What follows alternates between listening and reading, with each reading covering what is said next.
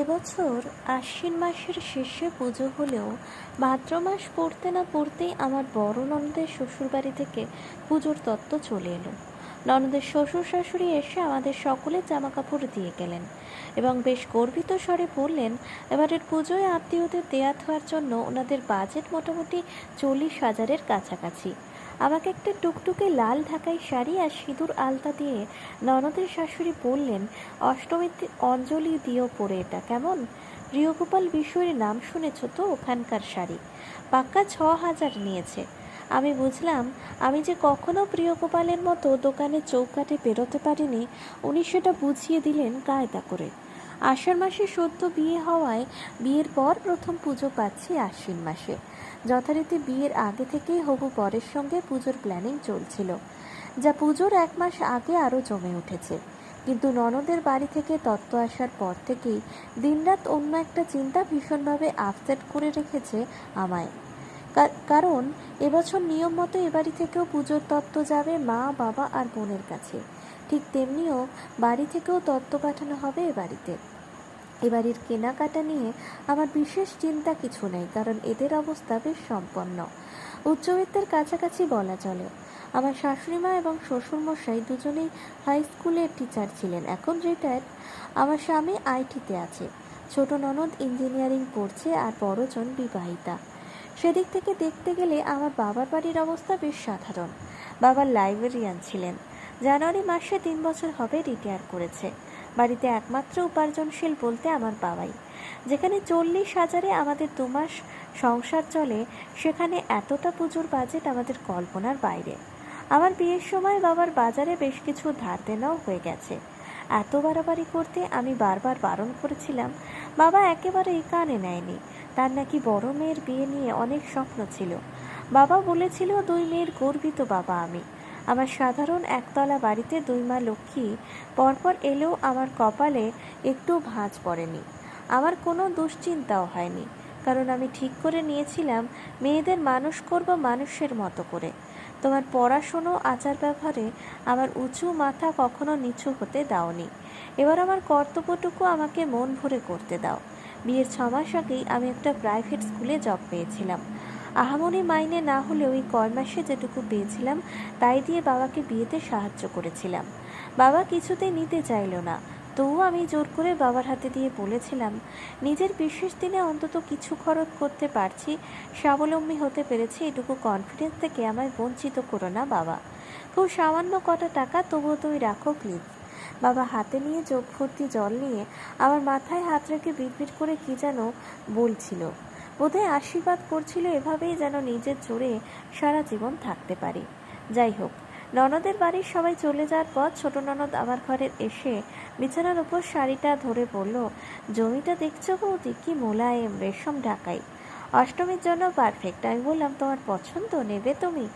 ও যেন এই কথাটার অপেক্ষায় ছিল। বলল, আমার সোনা বৌদি, এটা পরে অষ্টমীর রাতে আমি বন্ধুদের সঙ্গে বেরোবো। আমি হেসে বললাম, নিয়ে যাও। আসলে প্রিয় গোপালের ট্যাগ দেওয়া অত দামের শাড়ির থেকেও ওনার বলা কথাটা আমার বড্ড কানে লাগছিল।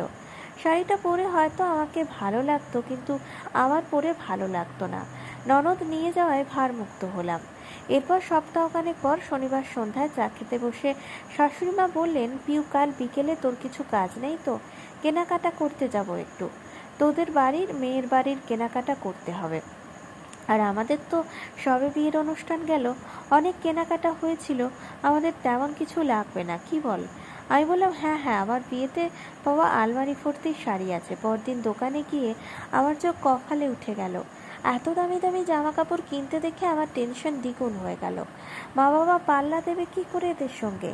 এক একজনের পিছনে যদি অন্তত 2,000 করেও ধরা হয়, তাতেও প্রায় 15,000-এর ধাক্কা। আমি অন্যমনস্ক হয়ে কী করব ভাবছি, এমন সময় শাশুড়ি বললেন, এ পিউ, তোর কাছে 1,000 টাকা হবে রে? 3টে 500 টাকার নোট দিয়ে বললাম, হ্যাঁ হ্যাঁ নাও। উনি মলের বাইরে এসে একটা ছোট্ট দোকান থেকে একটা সুন্দর দেখতে ছাপা শাড়ি নিলেন, টুকটুকে লাল রং। নিশ্চয়ই এটা মায়ের জন্য। মনে মনে হাসলাম। আমার সাধারণ ছাপোষা মা, এর চেয়ে বেশি আর কি ডিজার্ভ করে? মনটা কেমন করে উঠল। বুধবার বিকেলে শাশুড়িমা আর আমি আমার বাড়ি চললাম পুজোর তত্ত্ব দিতে। যা ভেবেছি তাই, অনেক ব্যাগের সঙ্গে ছাপা শাড়ির প্যাকেটটাও আছে।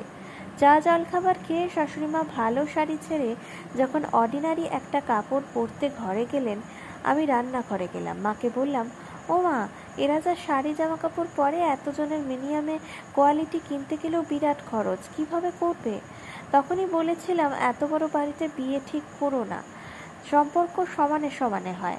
তারপর কিছু টাকা মায়ের হাতে দিয়ে বললাম, আমি তো খুব বেশি কিছু পাই না, তবুও আমার জমানো এই 6,000 টাকা রাখো, বাকিটা যেভাবে হোক একটু চেষ্টা করো।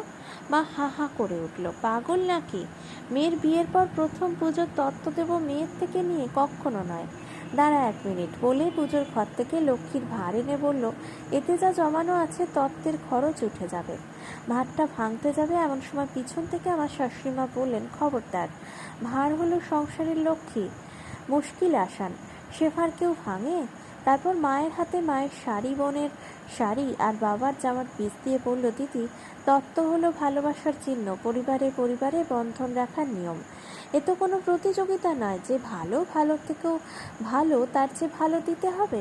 আপনার অসুবিধা থাকলে আমাকে আলতা সিঁদুর আর 1 বাক্স মিষ্টি দেবেন, আমি সেটাই প্রাণ ভরে নেব। আমি ভালোবাসার উপহার গ্রহণ করি, জাহির করার জিনিস আমি গায়ে তুলি না, কারণ তাতে ব্র্যান্ড থাকলেও অন্তরের টান নেই। টানাটানি করে ধার দেনা করে দামি জিনিস দেওয়ার মধ্যে মাহাত্ম্য নেই, উপহার অন্তরের হয়, দেখনদারিতে নয়। তারপর আমার হাতে ছাপা শাড়িটা দিয়ে বললেন, শাড়িটা তো মিনিকে দিয়েছিস দেখলাম, বেশ করেছিস। এটা প্রিয় গোপালের নয়, 6,000 দামও নয়, কিন্তু লাল রঙের, অষ্টমীতে পরিস, সিঁদুরে আলতায় গয়নায় টিপে মা দুর্গার মতো লাগবে।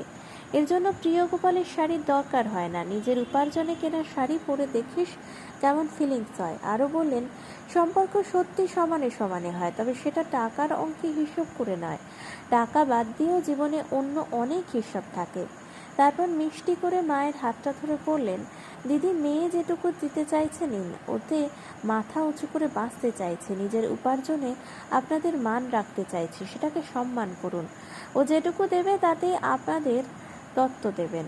আমি 2 হাতে উপার্জন করি, তবুও একটা সামান্য উপহার পেলেও আমার ছোটবেলার মতো আনন্দ হয়। সত্যি আমরা আজকাল উৎসব অনুষ্ঠান তত্ত্ব আর উপহারের নামে দেখনদারির বাড়াবাড়িটা প্রায়ই করে ফেলি। এতে উল্টো দিকের মানুষটার মনে যে কতটা প্রভাব পড়ে, তারা কত অসুবিধায় পড়ে যায়, সেই হিসাব নিকাশ আমরা করি না। আমি তাদের টপকে গেছি এটা ভেবে অদ্ভুত তৃপ্তি পাই, অথচ দেখুন, 200 টাকার শাড়ি বা 2,000 টাকার শাড়ি, সে তো একদিন ছিঁড়ে পচে নষ্ট হবেই, থেকে যাবে শুধু আন্তরিকতা, ভালোবাসা, যাওয়া পাওয়ার টান আর সম্পর্কের মিষ্টি গন্ধগুলো। বলুন তো, এর যে দামি আর চিরন্তন তত্ত্ব আর কি হতে পারে? কলমে পার্বতী, মোদক কণ্ঠে দেবশ্রী রায়।